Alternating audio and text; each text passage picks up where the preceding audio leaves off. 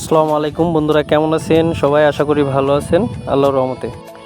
ঈদে যারা বাড়ি ফিরতেছেন, ঈদের বাড়ি ফেরার মজাটাই আলাদা। মনের ভিতরে একটা আনন্দ নিয়ে সবাই বাড়ি ফিরে ঈদে। যাই হোক বন্ধু, এখন আপনাদের রাইডে দেখানো হবে এবং বলতে হবে যে জায়গাটা কোন জায়গা এবং এই জায়গাটা আসলে কোন সাইড দিয়ে বের হচ্ছে। এটা অবশ্যই ভিডিওটা শেষ পর্যন্ত দেখবেন, দেখে জানাবেন জায়গাটা কোন জায়গা। এবং সেখান থেকে আসলে খুব আশা নিয়ে বাসায় যাওয়া হচ্ছে।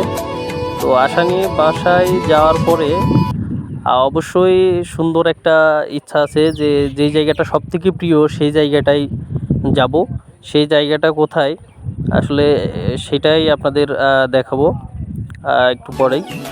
আগে বলতে হবে যে এই জায়গাটা কোন জায়গা, এটা কোন জায়গা দিয়ে আসলে পার হচ্ছে। অবশ্যই যদি বলতে পারেন কমেন্টে জানাবেন। পুরস্কার আছে যারা বলতে পারবে, একজন ব্যতীত, তার নাম বলবো না অবশ্যই। এবং এই জায়গাটা অনেকই সুন্দর, এবং সেটা হলো ঢাকা থেকে যারা বিশেষ করে দক্ষিণবঙ্গের লোক আছে তাদের যাতায়াতের জন্য খুবই একটা গুরুত্বপূর্ণ জায়গা এবং খুবই ভালো একটা জায়গা, সহজ মাধ্যম, খুব দ্রুত যাতায়াতের জন্য এই জায়গাটা বর্তমানে খুবই গুরুত্বপূর্ণ হয়ে উঠেছে। তো অবশ্যই আপনারা অনেকেই চিনতে পারছেন, যারা যারা চিনতে পারবেন অবশ্যই কমেন্টে জানাবেন।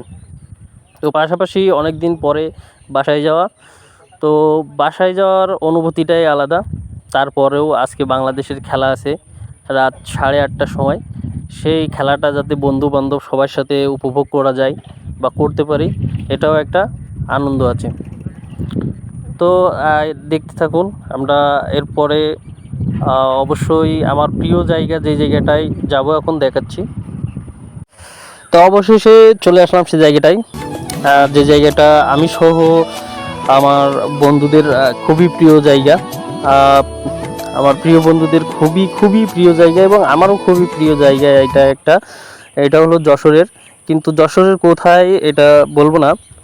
তো যেহেতু প্রিয় জায়গা, একটু গাছের গুঁড়িতে বসে পা নাচানাচি করে নিলাম, খুবই ভালো লাগলো।